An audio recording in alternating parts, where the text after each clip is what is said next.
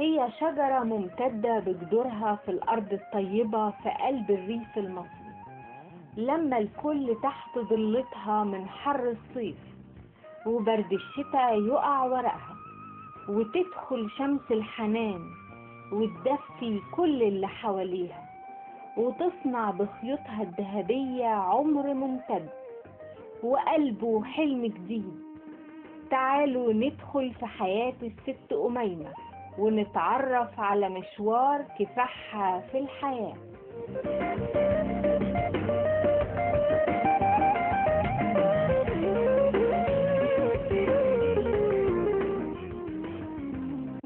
اسمي أميمة صادق السباعي، دبلوم تجارة سنة 84. اتجوزت أستاذ أحمد عبد الرحمن. فأول حياتي طبعا كان هو مدرس وعايشين يعني على قدنا على دخله. فكان معايا أولادي، كان معايا حمادة وهاني سنهم يعني 3 سنين وسنة. فكنا يعني لسه بنبتدأ حياتنا، فما كانش الحياة المالية كانت صعبة، يعني كنا على القد. فكان والده شغال في الأحذية، كان بيجيب كده الجوز أو جوزين يقعد يشدهم ويبيعهم يعني ويخيط وكده. فجيت قلت له طب ما تيجي نشتغل في مهنة والدك ديت ونجيب شغل ونشتغل ونشد وكده ونفتح محل ونشتغل على قدنا كده. فهو صراحة هو يعني وافقني وقال لي طب هنعمل ايه؟ طيب يعني ما كانش ابن سيولة. فجيت تقديمها الصندوق الاجتماعي، كان في بيدي قروض اللي هما مش عايزين يتوظفوا كده.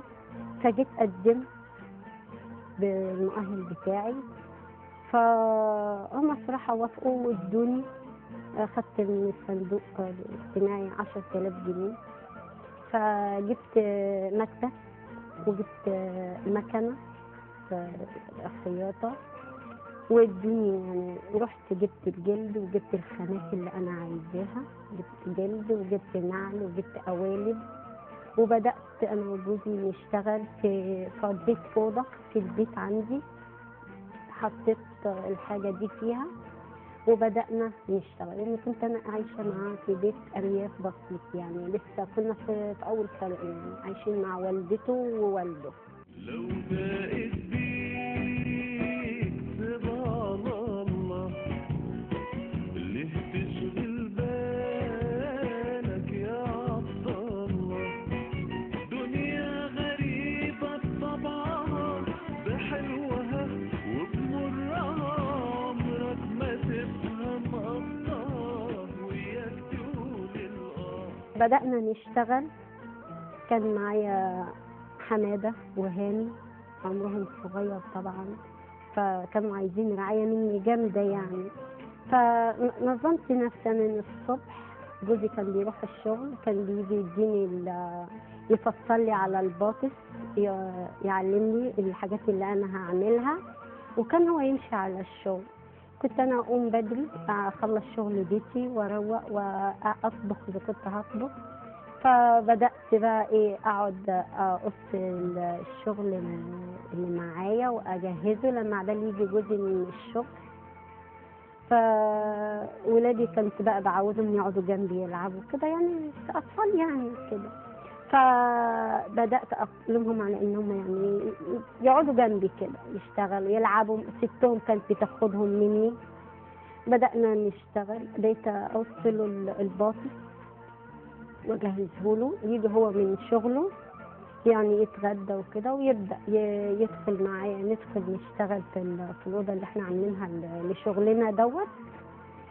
بدأت أعمل معاه، يجيب الشغل وبدأت أقف معاه وأشتغل معاه، أدهن له كله، أقص له الباطس، أحط له كباسين، يعني أي حاجة، أدهن له صبغة بعد ما يخلص البتاع، لمع له الشغل بالسفنجة وكده. وبدأت أشتغل معاه في الشغل دوت. فبدأت ولادي بقى تكبر شوية، دخل المدرسة وكده. فبدأنا نجيبنا صنايعية لأن ولادنا كان لسه صغيرين. جاب صنايعية معاه وبدأنا نطور الشغل حبة بحبة يعني نشتغل. فإجا الصندوق الاجتماعي بدأ قال لي في معارض، فبدأت جبت صنايعية يعني 3 4 صنايعية معايا. بدأنا نشتغل معاهم، بدأوا يشتغلوا. فبدأ الأستاذ أحمد نطلع بره السوق. طلعنا معرض مصر، طلعنا الاسكندرية، طلعنا وحطينا هنا في شارع طارق. كان شارع طارق أولها لسه بيبدأ، كان في معارض بدأنا نشتغل فيها. بدأنا نوزع منتجنا على الأساس دوت يعني. ف يعني اشتغلنا، يعني احنا تعبنا في الشغل، يعني كانت الحياة صعبة جدا. فتح يا عليم يا غفور يا رحيم، انا مش بحلم تشرب عصافير في 7 نوافير من بير زمزم. أستاذ أحمد مدير المشروع، وهو اللي مقيم عليه، وهو اللي بيفصل وبيطلع المنتج إن كان شبشب أو جزمة أو بلغة، وهو اللي بيخلصه نهائي. وهو مدرس في الأزهر، وجوزي طبعا هو المسؤول عن المشروع ده كله. هو فوجدنا هو يتكلم عن المشروع بدي. بدأنا من أول الصفر بقى، كنا متجوزين ومعاش فلوس بقى، خلصانين خالص. فرحنا للصندوق الاجتماعي. طبعا كانت فكرتها هي طبعا قالت طب ما نحسن دخلنا وكده. كان مرتبي 29 جنيه أو 30 جنيه حاجة زي كده. كنت مدرس طبعا ما عملتش حاجة. فكان المشروع بدايته كانت صعبة شوية، وهي كانت وقفت تشتغل معايا. رجعنا الشغل ورحنا المدرسة قد حصتين بتوعي واجي. تكون هي مجهزة الحاجات اللي زي كده تقصها لي وتجهزها لي، وأنا طبعا أتغدى وأطلع أشتغل لحد 1 2 بالليل زي ما كنا بنسهر بقى حسب الشغل. وبعد كده اشتغلنا الحمد لله وفوجئنا ان بقى معارض. فطبعا المعارض شجعتنا كتير قوي. انا ممكن ابدا مع حضرتك اول مرحله في الشغل اللي هي الرسم القلب الخشب ده، عايز اعمل عليه موديل مثلا. ده اللي بيسموه القلب. الورق طبعا بنصمم الورق دي الفرشه. بنصمم الورق على الموديل لحد ما نطلع الموديل اللي احنا عايزينه. ولكن طلعت موديل مثلا على ورق، عملت بروف على حته سكاي قديمه كده ترند يعني طلع نجح خلاص، مجالته وطلعته على صاج. ابدا افصل على الصاج ده الجلد نفسه اللي هو النودل ده. الجلد ده جلد طبيعي وجلد ممتاز. حضرتك احنا بعد ما خلصنا الموديل كده بقى ان شاء الله بنبدا مثلا ادي لي مدام ميمه بتطلع عليه بطانه، بتقص عليه بطانه زي الجلد الصناعي ده اللي هو هيبقى في ظهر الجلد نفسه. اما الجلد الطبيعي بتقص هنا على الاسطمبه الصاج، بيطلع قطع كده كده. بعد طبعا ده جلد مصري انضف نوع في الدنيا كله جلد مصري. يعني واحد يقول لك جاي من بره، مفيش حاجه اسمها جاي من بره. جاي من بره ده جلد يا شايف يا جلد مرقع كده، يعني بلد حر بلد ساعه. طبعا الجلد ما ينفعش في مصر. يقول لك ده جلد ايطالي. ايه ايطالي؟ ده هو اصلا جلد مصري. طلع من هنا نص الباب ما بتدرجش كويس، يعني نص الباب اسود كده او ابيض وخلاص. طلع بره هم عالجوه باعلى خبرتهم هناك، طلع جلد ايطالي. اما الجلد الايطالي اساسا هو جلد مصر. يعني احنا جلدنا هو انضف جلد هنا. اللي بيجي من ليبيا جلد شايب، شده كده يقطع لان هو حر هنا. فطبعا انا مع الجلد المصري، بس احنا هنا بنصبغه بطريقه يعني ايه اسهل شويه عشان يطلع سعره حنين على الزبون، ما يكونش سعره عالي. هذه الفكره. وبعدين برضه بنشتغل جلد صناعي حريمي زي كده اللي هو الانواع دي. الانواع دي بتشتغل دي جلد حريمي، بس طبعا ده كله جلد صناعي لانه عشان يبقى حنين على رجل الست شويه او وحنين في السعر برضه شويه. بالنسبه للجلد ده الاصلي بتاعه بتطلع بتكون هنا جنبينا، يعني تلاقي لون ابيض لون اسمر لون بني كده. بنيجي قبل رمضان بشهر ولا حاجه نعملها صندل اولادي صغير كده عشان نجمع منه فلوس برضه، عشان ايه ما نقدرش حاجه الفلوس الزباله يتحط تعمل صندل. وبعد كده بنجمع مثلا 200 300 جوز صندل نبيعهم. هم دول مكسبنا اللي هم القطايف دي كانت فكره ام حماده طبعا. هي نريش قطايف. طب تعمل فيها ايه؟ قالت طب نطلع موديل صغير. قاعد بدل هي تقص ورق وتعمل الموديل الصغير.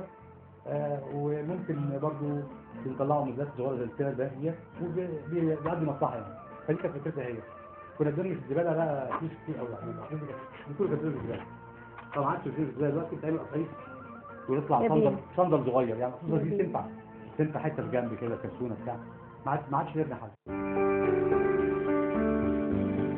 صنعت في حياتها حاجات كتير وبإرادتها قدرت تسعد كل اللي حواليها بأجمل هندسة في الحياة، هي صناعة جسر من الأمل يمشي عليه جوزها وولادها، وعملت لهم سعادة من حاجات كتير بسيطة حواليها.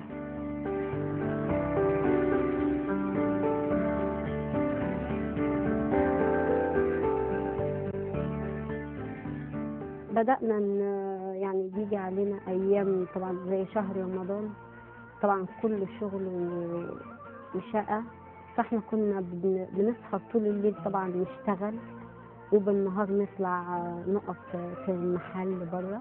عملت محل صغير عندي فبدأت أعرض فيه الحاجة، يعني أجيب كراتين وأحطها وأحط عليها البضاعة وأبيعها في السوق، يعني سعر رمزي عشان ايه برضه في ناس برضه تعبانه زي حالاتنا برضه يعني مش كده. وبدأت الصنايعية معايا بدأوا يقفوا معايا ويشتغلوا لحد يعني ما وقفنا شوية، يعني بدأنا نطلع شغل برا المحلات بعد المعارض. طبعا بدأت أطلع شغل ليهم للمحلات برا، فاجت بقى الصنايعية في بقى اللي مشي فتح لنفسه وتعلم، طبعا في اللي فتح لنفسه بقى مشروع وبدأ يشتغل، وفي اللي سافر مثلا، وفي يعني كل واحد بدأ يستقل بحياته هم.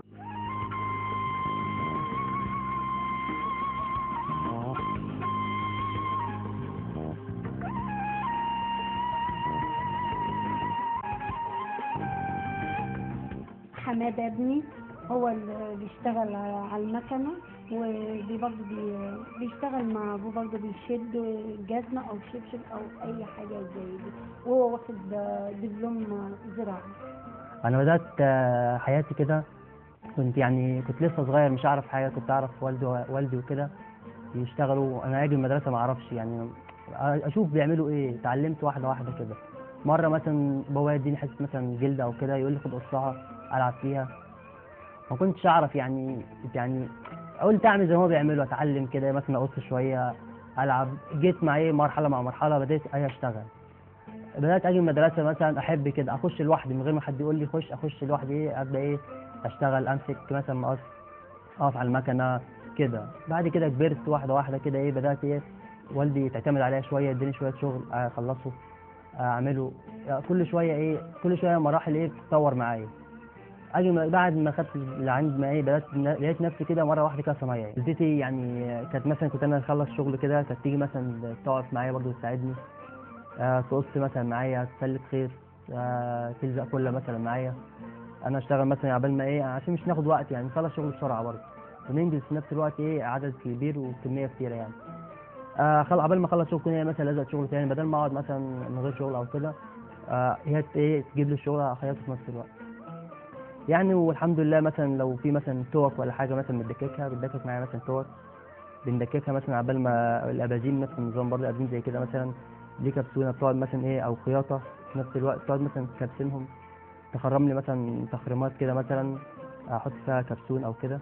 وهو صغير كنت اعلمه يركب الكبسونة ازاي وانا بقص يقعد جنبي يتعلم يقصها ازاي كده لحد ما اتعلمت. احنا حضرتك اسره مع بعضين يعني، متمسكين كلنا مع بعض ايد واحده، كلنا ايد واحده، ان كان اخويا او انا او اختي او ابويا او والدتي، يعني ايد واحده مع بعضين. واحلى حاجه ما نبقى ايد واحده، يعني احلى حاجه ما نبقى كلنا ايد واحده كده، يعني بنحس بالامان وبنحس ان احنا يعني روح واحده كده، يعني بنخلص شغلنا مع بعضينا، ناكل مع بعضينا، نشرب مع بعضينا، يعني الحمد لله يعني.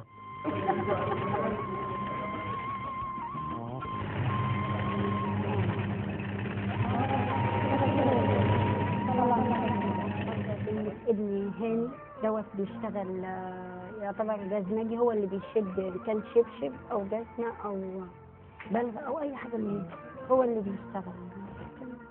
دلوقتي الوش حضرتك بيجي لي كده ماشي، والفرشه ماشي، حضرتك بجمعها على القالب كده ماشي بالطريقه دي ماشي، والوش ماشي، وابتدي بقى اشد الوش ماشي عند ما يتطبع كده على القالب زي كده ماشي، وبيدهن كله حمرا ماشي، وبعد ما بيدهن الكله ماشي بخش برضه ايه على الكله التانية، الكله الكبس ماشي، مدهنين النعل كله كبس ماشي، والشبشب كله كبس، او يخش بقى على مرحلة ايه ماشي النار طبعا ماشي، بعد النار طبعا بخش على المكس. فطبعا امي وابويا طبعا تعبوا كتير قوي ماشي، عند طبعا ما وصلنا كده للدرجة دي. فطبعا انا دلوقتي بحييهم وبشكرهم، طبعا امي دي ست مثالية. هاني بعد يعني ما بيخلص يومه كده بيروح المحل بتاعه، فتح هو محل صغير كده على قده، جاب مكان كده وحطه بيشتغل يعني، فتح محل يعني بيشتغل بيزود كده. انا فخور بمهنتي، وان شاء الله ناوي ان انا اطور من الشغل طبعا الموديلات، واكبر المحل بتاعي ان شاء الله ماشي. ودلوقتي حاليا انا متجوز دلوقتي، وطبعا ان انا طبعا اعلمها لابني طبعا ماشي، وابني طبعا يعلمها لابني. بدأت أشتغل شغل كويس يعني كده، جبت عربية، بدأت أشتغل أودي بها شغل بره، يعني أوديه للمحلات من الأستاذ أحمد كده، وبدأ يسافر ويجيب خامات أكبر. جبت صنايعية، بدأت الصنايعية تقف معايا وتشتغل، لدرجة إن هم بقوا يطلعوا معايا المعارض ويقفوا معايا صراحة، يعني هم وقفوا معايا بأمانة.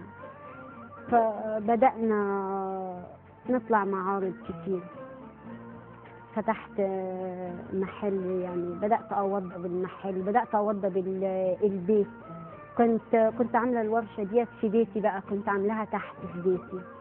فالولاد بقى كبرت، فالطريقة يعني طب أنا عايزة أجوز الولاد، طب أنا هعمل إيه؟ فبدأت، كان هو شاري حتة أرض، فقال طب يلا تعالي نبنيها وننقل الورشة دي من البيت عشان يبقى البيت مستقل بينا، ونبدأ إحنا إيه الشغل في حتة تانية. يعني أقدم لكم دي مرات ابني هاني، اسمها عبير. طبعا لما اتجوزها هاني طبعا علمها ازاي هي دلوقتي تشتغل، ازاي تركب اكسسوارات زي ديت، بتركب ستيكر، بتفنش الشغل ورا جوزها، وبتعبيه في اكياس وتعبيه في الكراتين زي ما انت شايفه. دي مرات حماده امال، برضه نفس النظام، اتعلمت برضه ازاي تركب كرتونه، ازاي تحط ستيكر، ازاي تركب شباط في الشغل، وبرضه بتعبي وتحط في الكراتين، تخيط زي دي، تركبها وتخيطها. تعلموا يعملوا الحاجات دي. انا دبلوم صناعي، يعني اتجوزت هاني بقالي سنه كده ومعايا احمد، فتعلمت منه طبعا، كنت بقعد معاه وكده وتعلمت منه. كان بيروح يشتري بضاعه وكده، كنت بقعد مكانه وباجي اساعده برضه وكده. وبرضه بفضل ماما طبعا كانت بتعلمنا وكده، وبنعمل معاها الطوق والحاجات دي والأرموز وبنركبهم وكده. نعدهم في اكياس ونفنشهم وكده ونعبيهم في اكياس، بعد كده نحطهم في الكراتين. لما اتجوزت يعني هم كويسين بصراحة، يعني اتجوزتهم فلقيتهم يعني زي برضه ما انا كنت متوقعة كده ان هم كويسين وكده، وبيحافظوا علينا طبعا، بيعاملونا زي بنتهم بالظبط. انا اسمي امال، اتجوزت حماده من قيمة سنتين، وجيت لقيته شغال الشغلانه دي، وبرضه اهله شغالين الشغلانه دي برضه، وقفت معاهم حتى وهما تعبانين. انا بس بنزل واعرف منهم، بدات اعرف لما يقعدوا فوق كده واسالهم، اقول لهم اعمل ايه، انزل بقى بنفسي واشتغل. بدات تركبي تعملي معايا الحاجات دي. بدات ادخل معاها المخزن، وشغلي يجي نطلع وننمر ونحطه في مكانه، نطلع نبقى عارفين اسامي الشغل عشان الزباين وكده، نطلع عشان نبيعه ندخل جوه. جيت لقيت ماما مثلا بتفنش الشغل، تعلمني تحط ستيكر، تقول له اقف في المحل، تخش تعلمني الشغل اعمل ازاي. بقيت اتعلم منها. حتى جت فتره كانت قعدت تعبت وكده، فبقيت اتعلم منها، اسالها عشان اعرف اشتغل ازاي. وبدات اتعلم واحده واحده لحد ما بقيت يعني عارفه. وهي بدات تحكي لي عن مشوار حياتها وكده، فوالله نفسي ابقى اكون زيها مثلا، ابقى ليا بيت لوحدي وعندي عيال واجوزهم واعمل زي ما هي عملت اي حد، واكبر واشتغل واكون انا وجوزي في مشروعنا احنا لوحدينا او مع كلهم يعني. وهي دي الحياه. كتير الحلم يتحقق يشوف النور، ولو قدامي 100 حاجز ومليون سور هعدي، ولو في نار مرمية في طريقي هدوس وامشي مفيش حاجة هتمنعني. حاجة أم أحمد دي والدتي، طبعا دي واقفة جنبني ودي بنتها مش مرات ابنها. وطبعا كانت بتقعد معانا تشجعنا على الشغل وتسهرنا وتعمل الشاي وبتاع لحد دلوقتي لحد يعني. والدي ما مات وقفت جنبينا طبعا وكده. ربنا يخليه ويطول عمره، ربنا يخليه ويطول عمرها يا رب. يا رب طبعا يا امي والله ربنا يخليها ويبارك فيها ويخليهم لك. وبرضه ديت اخت الاستاذ احمد اخته، وهي برضه وقفت معايا وشجعتني صراحه واشتغلت معايا. وبرضه اعرفكم بالحاجه عمة الاستاذ احمد، عمته، وهي برضو يعني الله ربنا يديها الصحة يا رب. أقول لها أخويا ده هو اللي مربيني، هو اللي رباني، وأبويا بعد ما توفى هو اللي صرف علينا وكل حاجة، هو اللي وقف ريحي ولحد الوقت. يعني بشكر الحاجة محمدة لأنها ساعدت كتير قوي. شجت صراحة. وأول ما جت عندنا يعني جت من أبو الصوير، جت هنا عيلة قد كده وقفت جنب جوزها واقفة أحسن من أي راجل. لحد الوقت الحمد لله يعني دي رزقها ورزق الحمد لله. لحد الآن هي بسم الله ما شاء الله مخ نضيف وشطارة وشقيت كتير، بقت تنام ساعدت جوزها كتير قوي قوي يعني في كل حاجة. لحد ما راحت قدمت له وخلته توظف، تقول له لازم تاخد وظيفة عشان احنا كده مش هننفع من غير وظيفة. ونفعته في كل ركن، والمشروع بتاعها الحمد لله أمينة وطيبة وكل البلد بتحبها. طبعا مفيش أي حد في البلد بيكرهها يعني حقيقي، مش قدامها كده، أنا بكلمك حقيقي، لأنها دخلت علينا صغيرة وتربت في وسطينا. احنا كده البيت ده قدام الحتة دي كلها احنا كلنا عيلة ولاد عم، واحدة وكلنا يعني دي بيتنا ودي بيتنا، أولاد أخويا وأولاد عمي وبيته، وكلنا كده عيلة يعني مع بعضينا. الشباب دول صحاب ولادي وطول عمرهم معاهم متربيين معانا، فهم يتكلموا بقى عنهم. والله حضرتك خالته أم حمادة دي زي والدتنا بالظبط، يعني نعتبر بالظبط يعني هي زي والدتنا في كل حاجة. حتى مثلا لما بنبقى مثلا في أي مشكلة ولا أي حاجة هي أقرب واحدة لينا بالظبط زي والدتنا بالظبط. بنيجي عليها بنقول لها مثلا أنا عندي مشكلة في شغلي، تقول لي مثلا إن أنت لو كده تعالى أقف مع حمادة مثلا مع أخوك شوية، تعالى مثلا لو في معرض مثلا ولا حاجة وفي مثلا العمال مثلا موجوش ولا حاجة، طب تعالى مثلا أبو جنى مثلا أقف مع حمادة أروح معاه المعرض النهاردة، تعالى مثلا سوق العربية مكان حمادة شوية النهاردة كده يعني. فالحمد لله هي ست مكافحة جدا، حتى في عز البرد بصراحة يعني جنبه بيمطر بجد، وكل ست في بيت هي الست الوحيدة اللي دايما تلاقيها في الشارع بتراضي الطفل الصغير قبل الكبير. محمدة برضو علمتنا كل حاجة وشجعتنا على أي مشروع، على المشاريع اللي احنا نشتغل فيها، وأنا الحمد لله رب العالمين استفدت منهم برضو من أصحابي حمادة وهاني، وفتحت سوبر ماركت والحمد لله رب العالمين ربنا كرمنا واتجوزت وخلفت والحمد لله رب العالمين، والمشروع شغال وكلنا برضو كل واحد فتح مشروع مع نفسه، اللي فتح سباك واللي جاب تاكسي واللي فتح سوبر ماركت والحمد لله ربنا مرضيها. وبرضو الحاجة أم حمادة البركة في ربنا وفيها برضو هي اللي شجعتنا ووقفت معانا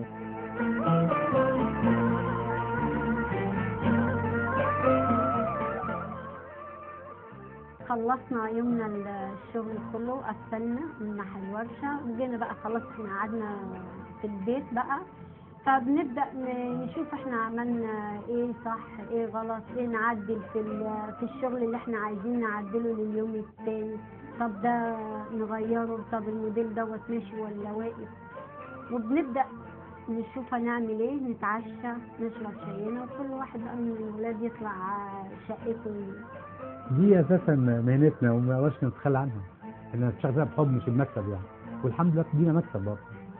فدي مهنتي ومهنة والدي. والدي كان جزمجي برضه وبفتخر ان هو كان جزمجي وسأل الصنعة وانا سألتها لاولادي طبعا. والدي كان بيشتغل في الاسبوع كله 3 تجواز. كان الاسبوع كله 3 تجواز. كان حاجة اسمها بطمة وحاجة اسمها غزمة. كان شغل البدائي، هو كان شغل الخياطة على الايد كله. وبيشتغل بإبرتين. طبعا علمنا على كله. اما النهارده ما عادش بطمة ولا غزمة. لا دلوقتي كله شد ولزق ويكبس ويحط في علب وخلص. يعني كان بيعمل 3 جوز في الاسبوع، احنا بنعمل في اليوم مثلا 200 جوز. عباره عن شغل ده كله خفافي، كله آلي، يعني بيطلع من تفصيل على المكنه على الشد على العلبه. كان الاول يخيط بالايد بغرفتين بإبرتين، كانت تاخد شقه جامده، بس كانت بتعيش بقى ممكن تعيش لها 20 سنه الجزمه. النهارده كلها 6 شهور وعايز غيرها. فالحمد لله احنا بنعمل اللي نقدر عليه ونتقن الشغل على قد ما بنقدر. والحمد لله زي ما اشتغلت الصناعه بتسال ولادي وهم بوصيهم برضه يسالوا ولادهم. وطبعا امهم ليها فضل كبير قوي في الموضوع ده، مش بقول كده مجامله يعني، لا هي فعلا بدات تحضنهم. واللي عايز يسافر تقول لا ما تسافرش، اقعد مع سنين طابور.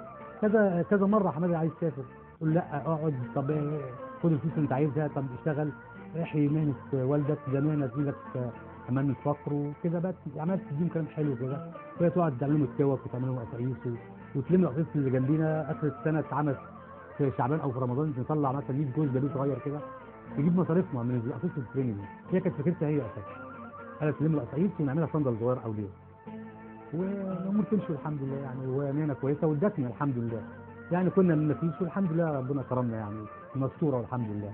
وبغرس فيهم برضه ان هم يحافظوا على المهنه ويورثوها للعيل الصغير اللي هيجي ده. يعني العيل الصغير ده انا بوصيهم ان هم يعلموه، لان مفيش وظائف، مفيش حاجه، وصنعه يعني بتامنهم الحياه.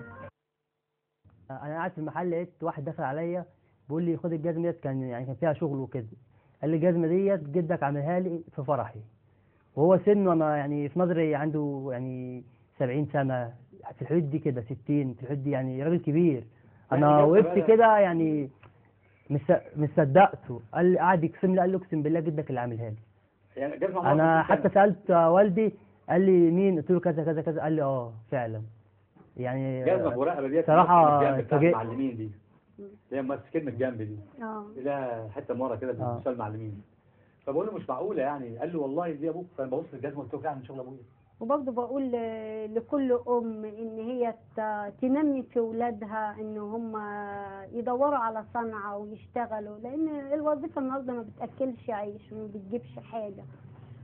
وتعلمهم ان هم يصبروا وازاي يقفوا على رجليهم ويعملوا مستقبل ليهم ولعيالهم، لان الحياه مش عايزه قعاد ولا عايزه كسل يعني. ادينا عافية ومخدة دافية وبنية صافية بنقبل قدرنا، نشكر ونحمد ولا حد يحسد، ولما نسكت ندعي لكبارنا. ادينا عافية ومخدة دافية